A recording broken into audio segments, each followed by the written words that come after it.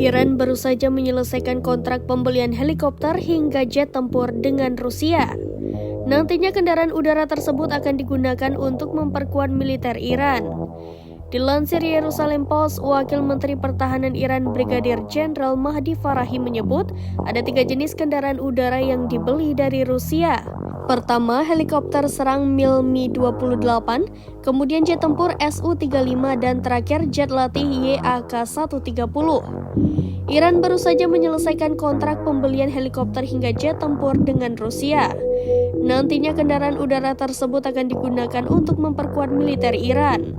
Dilansir dari Yerusalem Post, Wakil Menteri Pertahanan Iran Brigadir Jenderal Mahdi Farahi menyebut ada 3 jenis kendaraan udara yang dibeli dari Rusia.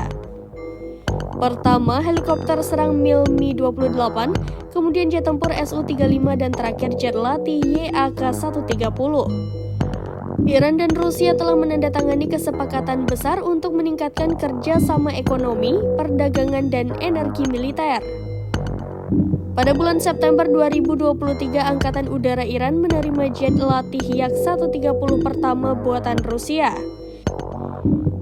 Dikembangkan oleh Yakovlev dan Aermacchi Rusia, Yakovlev Yak-130 adalah pesawat latih jet subsonik 2 kursi dan pesawat tempur ringan.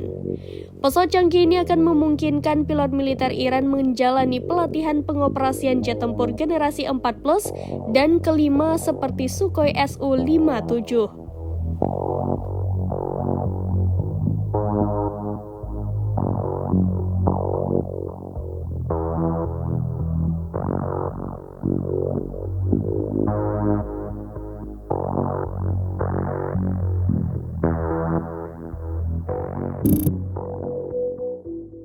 Download Tribun X sekarang, menghadirkan lokal menjadi Indonesia.